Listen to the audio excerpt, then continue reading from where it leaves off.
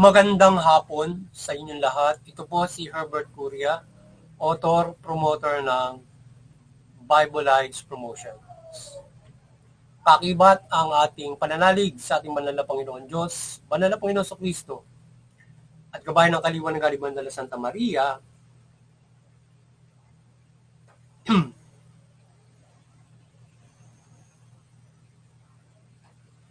ay ating pong ibinabahagi sa inyo sa linggong ito ang mensahe ng ating banal na Panginoon Diyos. Ang tema ng mensahe ng ating banal na Panginoon Diyos ay maging makatotohanan para sa katarungan, gabay ng Panginoon Diyos at Panginoong Hesukristo sa katotohanan. Ngayon po ay babasahin ko sa inyo ang mga mensaheng ito mula po sa Bagong Tipan ng Mabuting Balita na paghahari ng Panginoon Diyos mula Panginoong Hesukristo. At ayon po dito sa mga taga-Kolosas, Kabanata 1, talatang 4 hanggang 6, ito po ang mensahe. Sapagkat nabalitaan namin ang tungkol sa inyong pananampalataya kay Kristo Jesus at ang pag-ibig ninyo sa lahat ng hinirang ng Diyos dahil sa pag-asang kakamtan ninyo ang mga inihanda para sa inyo doon sa langit.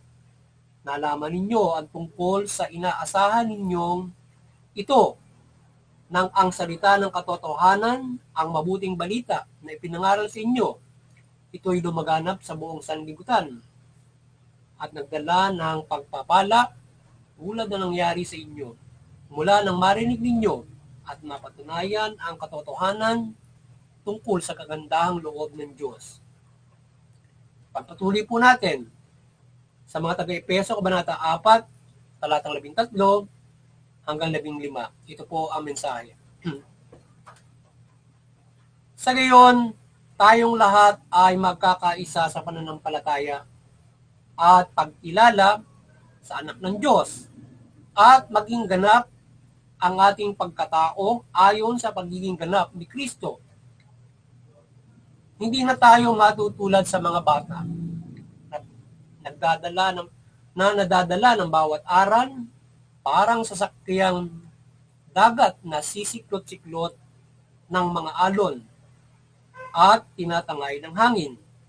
Hindi na tayo malilinlang na mga taong hangad ay ibulid tayo sa kamalian. Manapay sa pamamagitan ng pagsasalita ng katotohanan, sa diwa ng pag-ibig, magiging ganap tayo kay Kristo na siyang ulo. Pagpatuloy po natin sa kay Apostol San Lucas, Kabanata 12, talatang 2 hanggang 3. Ito po ang mensahe. Walang natatago na di nalalantad. Walang nalilihim na di nabubunyag. Ano mang sinabi ninyo sa dilim ay maririnig sa liwanag at ano mang ibinulong ninyo sa mga silid ay ipagsisigawan. Pagpatuloy po natin kay Apostol San Juan, Kabanata 8, talatang 12, talatang 11. Ito po ang mensahe. Muling nagsalita si Jesus sa mga tao. Wika niya, ako ang ilaw ng sanlibutan. Ang sumunod sa akin ay magkakaroon ng ilaw na nagbibigay buhay at di nalalakad sa kadiliman. Humatol man ako, tama ang aking hatol, sapagkat hindi lamang ako ang humahatol, kundi ako at ang amang nasa langit. Pagpatuloy po natin sa taga-Roma, Kabanata 13, talatang 9 hanggang 10. Ito po ang mensahe. Ang mga utos gaya ng huwag kang mangangalunya, huwag kang papatay, huwag kang magnanakaw, huwag kang mag-iimbot, at alin pa mang utos na tulad ng mga ito ay nabubuo sa ganitong pangungusap. Ibigin mo ang iyong kapwa gaya ng iyong sarili. Ang umiibig ay hindi gumagawa ng masama kanino man. Kaya ang pag-ibig, ang kabuuan ng kautusan. Ito po ang mensahe at salita ng ating banal na Panginoon Diyos sa ating pagbahagi ng mabuting balita o dito sa Bible Lives Promotions kayo lang ito.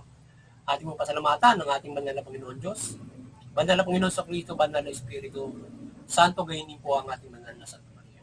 Maraming salamat po sa ating banal na Panginoon Diyos, banal na Panginoon sa Kristo, banal na Espiritu Santo, at Banal na Santa Maria. Ngayon naman po ipaliliwanag ko sa inyo ang mga mensaheng ito mula po sa tema na maging makatotohanan para sa katarungan, gabay ng Panginoon Diyos at Kristo Jesus sa katotohanan. So yan. Nais ibabati sa atin ng banal na Panginoon Diyos na kung paano tayo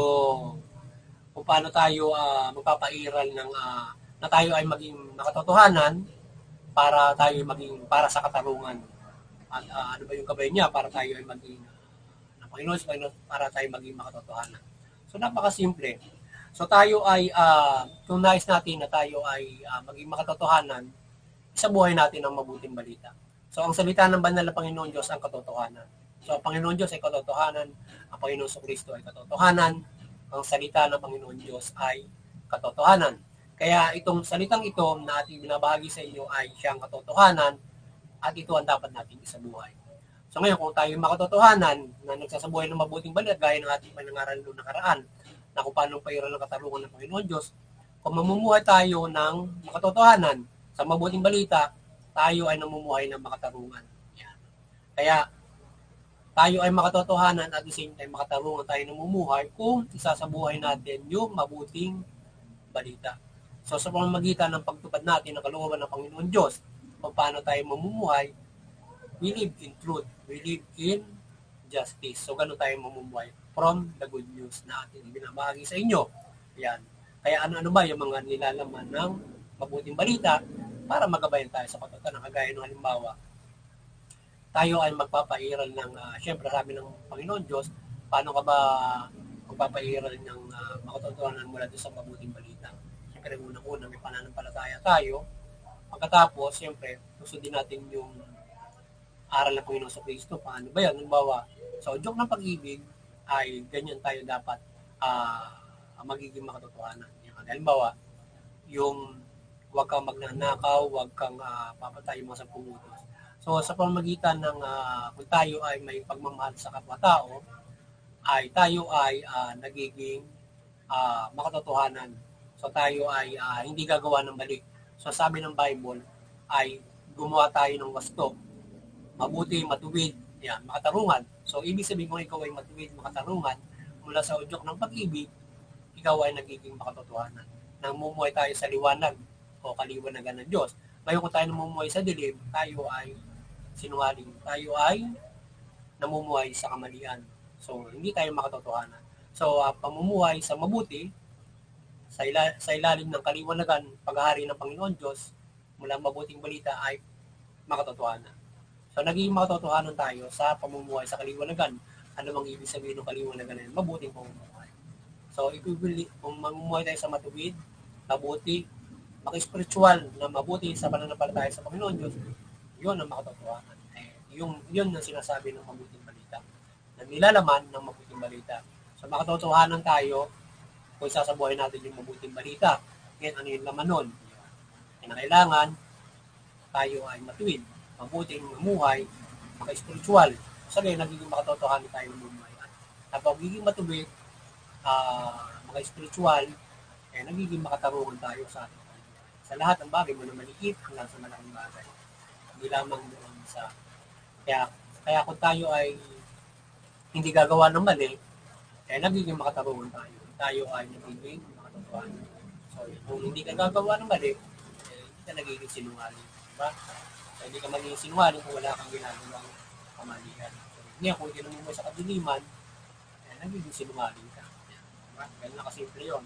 So, nakikita natin sa gawa, at tayo ay namumuhay ng makatotohanan kung tayo ay sumusunod sa Panginoon Diyos. Sabagat yung salita ng Panginoon Diyos ay siyang katotohanan at siyang nagmagabay sa mabuti. So ngayon, kung hindi ka papailalim sa salita ng Panginoon Diyos, hindi ka namumuhay sa katotohanan.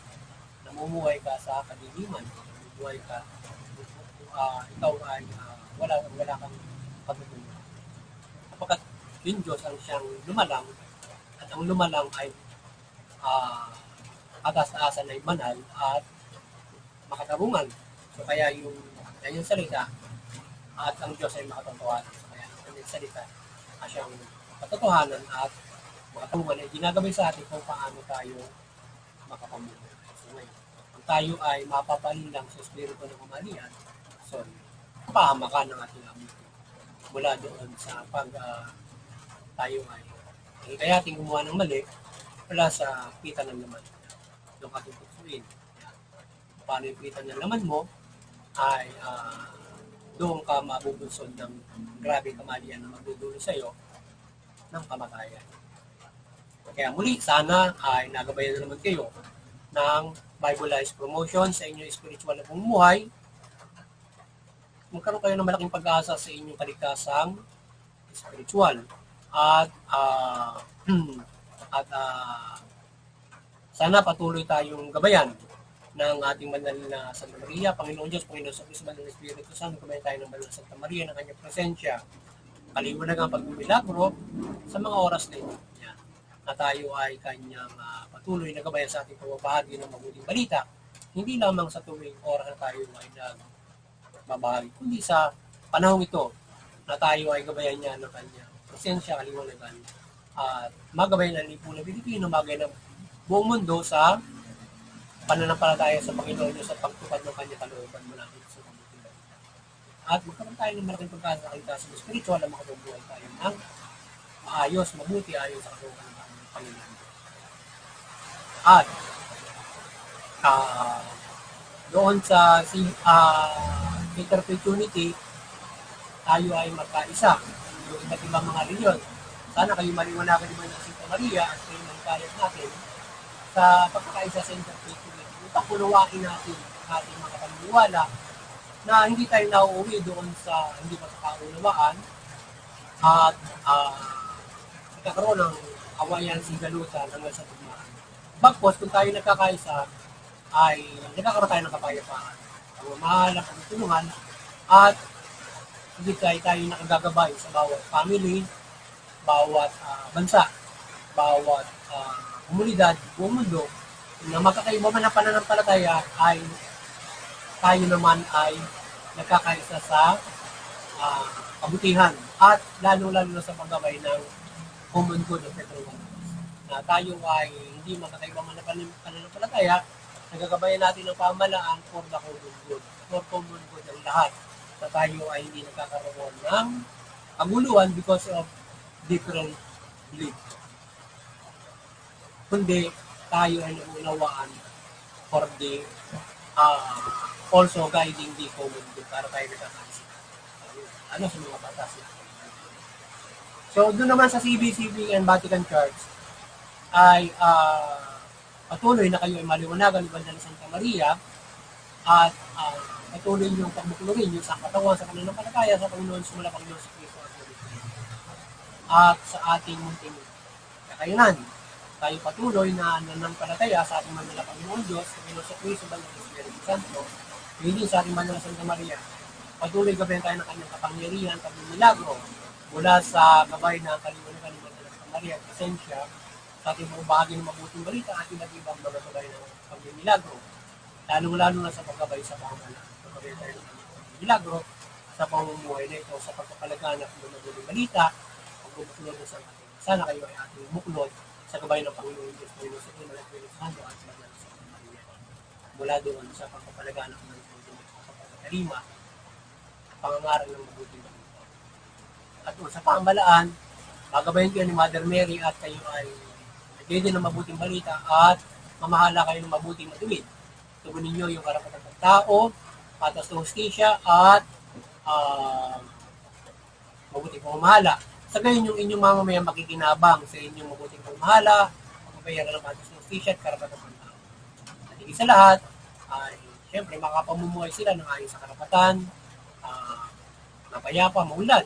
At higit sa lahat makakapanampalataya sila sa ating banal na Panginoon Diyos, Panginoon po ng Panginoon sa Kristo, o anong kanilang iba't ibang pananampalataya, maging hindi pananampalataya. Muli, sana patuloy tayong pagpalain at protektahan ng banal na Panginoon Diyos, Panginoon sa Kristo, Banal na Espiritu Santo, sa gabay ng Banal na Santa Maria, at sama-sama tayong mamuhay ayon sa mabuting balita. At magandang hapon sa inyo lahat at God bless you.